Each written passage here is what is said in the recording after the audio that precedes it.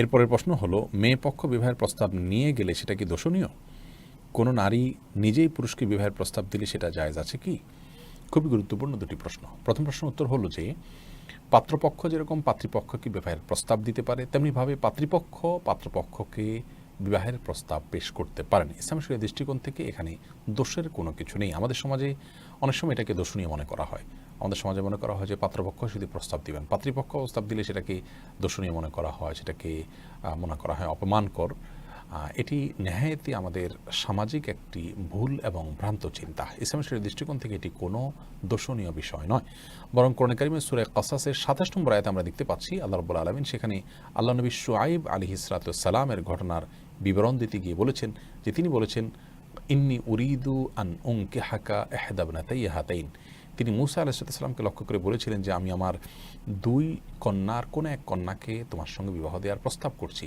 এখানে তিনি মেয়ের বাবা হয়ে বিবাহের প্রস্তাব করেছেন।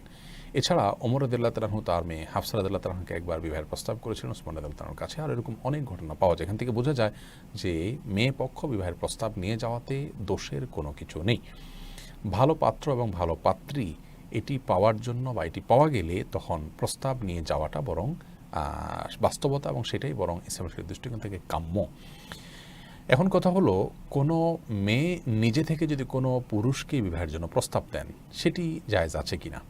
তো এটিও জায়েজ আছে, বিশেষ করে তিনি যদি প্রাপ্তবয়স্ক হয়ে থাকেন এবং শরীয়তের নির্দিষ্ট শর্ত যদি পূরণ হয়ে থাকে, তাহলে সেক্ষেত্রে তিনি অন্য কোনো পুরুষকে তার দিনদারিতা এবং তার অন্যান্য ভালো গুণগুলোতে আকৃষ্ট হয়ে তাকে বিবাহের প্রস্তাব পেশ করতে পারেন।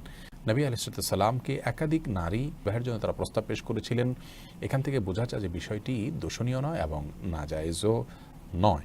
তবে এখানে বিবাহ শুধু জায়েজ আছে, কিন্তু বিবাহের নাম দিয়ে যদি আপনার তথাকথিত বিবাহ বহির্ভূত সম্পর্কের জন্য প্রস্তাব দেওয়া হয়, সেটা পাত্রপক্ষ দেখ কিংবা পাত্রীপক্ষ দেখ বা ছেলে দেখ বা মেয়ে দেখ, যেই দেখ, এটি সম্পূর্ণ গুনাহের কথা এবং হারাম বিষয়।